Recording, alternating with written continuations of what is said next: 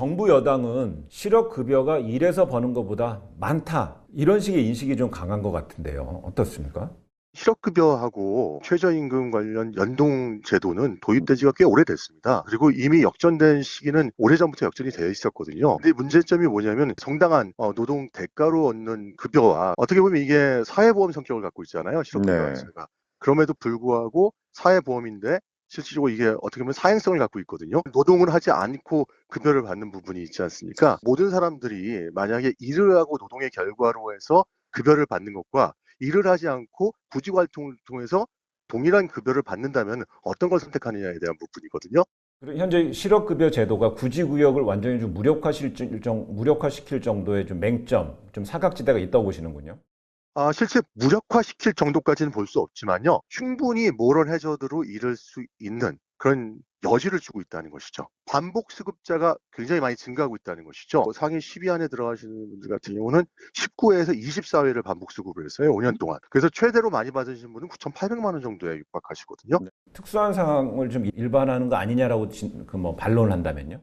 사실 모든 국민한테 다 적용할 수는 없죠. 그렇지만 이런 분들이 예전에 비해서 반복 수급이 굉장히 많이 늘어났고요. 네. 그리고 근로 의욕을 감소시킬 수밖에 없습니다. 그럼에도 불구하고 일각에서는 필요 최소한도의 사회 안전망이다. 현재 실업급여가 지원해주는 폭과 대상이요. 사회 안전망의 역할은 충분히 해야 됩니다. 그렇기 네. 때문에 일률적으로 실업급여를 적용하는 것이 아니고요. 사회의 취약계층이라든지 저소득층 그런 인원에 대해서는 도리어 90% 정도라든지 비율을 달리하는 것이죠. 음. 도리어 더 많이 받을 수 있도록 하는 것이고요.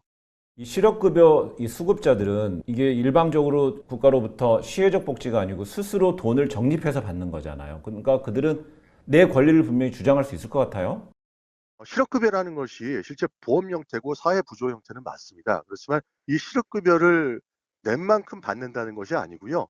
실제로 취업할 의지도 있고 취업할 능력도 있음에도 불구하고 이걸 무조건 지급한 만큼 받아야 된다는 논리는 또 저는 아니라고 음. 생각합니다. 최저임금의 80%까지 지급을 받을 수 있는 인원이 작년 네. 기준으로 73%입니다. 네. 73% 중에서 실질적으로 85%가 청년 세대가 차지하고 있습니다. 예. 그러다 보니까 이제 청년 세대한테 근로 의욕을 꺾을 수도 있고요. 청년들만이 아니라 우리가 일반 시민들 같은 경우도 구직 활동을 통해서 받는 그 급여가 사실 4대 보험을 제외한 최저임금 수준의 급여보다 높기 때문에 그걸 선택할 당연히 청년들한테 양질의 일자리를 제공하지 못한 기성세대의 문제점도 있습니다. 그럼 실업급여 하한액 축소의 적정 수준은 어떻게 좀 진단하십니까? 사실 유럽 국가들이 하한액을 정하지 않은 국가들도 있고요. 하한액을 정했다면 한 55%에서 60%로 정하는 부분들이 많이 있습니다. 그렇지만 실질적으로 기여 기간을 고려하고요. 일률적으로 다 적용하지는 않는다는 것이죠. 저소득층이라든지 취약계층에 대한 지원 부분 그리고 실업급여에 대한 기여 기간이 긴 분들에 대한 고려가 반드시 필요하다고 생각합니다. 실질적으로 장기적으로 납부를 하고 아예 실업급여를 평생에 한 번을 받을까 말까 하신 분들도 많이 있습니다. 우리나라가 실질적으로 기여 기간이 굉장히 짧고 또한 수급 기간도 굉장히 짧아요. 장기간 납부한 사람들에 대해서는 조정이라든지 그런 부분도 필요하다고 생각합니다. 폐지까지 가는 거는 상정이 안 하고 있습니까? 저는 폐지까지 가는 것에 대해서는 국민적 공감대가 형성이 돼야 된다고 생각할 것이고요. 폐지까지 간다면 혹시 무슨 문제점이 가장 우려되십니까? 요건 이제 조금 말씀드려야 되는데 노동 전환이라든지 그렇다면은 실직으로 나서 사회적인 이런 변화에 의해서 실직하시는 분들이 있지 않습니까? 그럼 이제 네. 다른 노동시장으로 다시 재진입하기 위해서는 직업 훈련이라든지 여러 가지 준비가 필요하고 본인이 노력해도 이분들 같은 경우는 받지 못할 경우도 있는 것이죠. 그렇기 때문에 만약에 하한액을 폐지하는 것까지 고려한다는 얘기가 있지만 너무 급박한 폐지 같은 경우는 도리어 부작용을 일으킬 수 있다는 생각도 갖고 있습니다.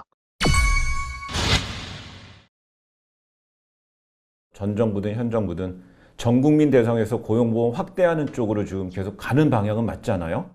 우리가 아직 자영업자라든지 실제 이런 부분에 대한 소득이 파괴되지 않고 있는 상태입니다. 그러다 보면은 실제 요율을 어떻게 정해야 될지에 대한 부분도 있고요.